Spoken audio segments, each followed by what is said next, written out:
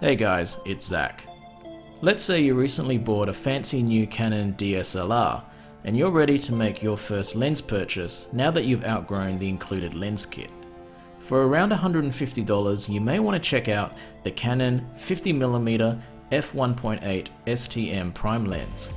Now, unlike the stock 18 to 55mm zoom lens, this 50mm has a fixed focal length, which means no zoom. The trade-off is, however, that you get better quality optics and you're able to capture sharper looking images.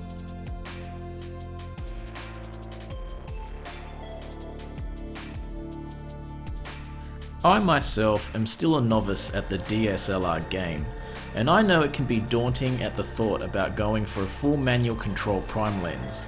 You'll be glad to know that this Canon lens still features an autofocus mode if you're not quite ready to go full manual.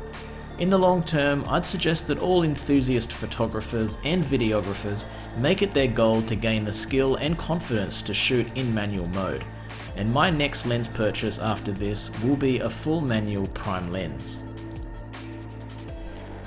When it comes to build quality, the Canon 50mm lens is made of mostly plastic construction, but feels heavier and more solid than the included 18 to 55mm kit lens which came with my Canon 70D.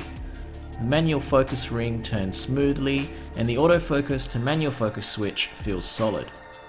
When attached to the 70D body, it does look a little bit amusing. However, this will make your rig a little more portable and easier to get into tighter positions.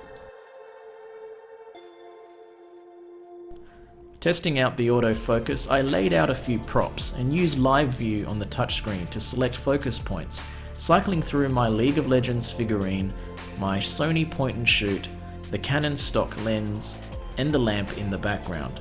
I found the autofocus to be reasonably quick when using live view. However, some drawbacks I noticed include the autofocus motor being a little bit noisy, and it did seem to hunt around for a focus point if you didn't use live view to indicate what you wanted the camera to focus on. I also wanted to do a quick test of the manual focus ring to see how shallow we could get the depth of field going and maybe see if we can achieve a nice bokeh effect.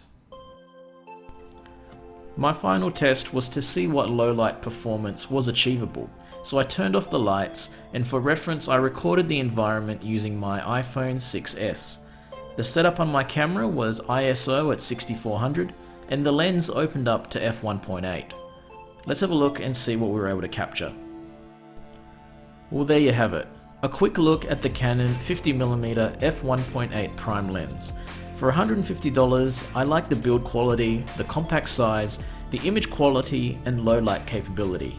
The noise of the autofocus may be a problem in some circumstances, and with no image stabilization, it's recommended to use a tripod with this lens. I'll leave a link in the description as to where you can pick up one of these lenses. My name is Zach, I hope you enjoyed this video, and I'll see you guys in the next one.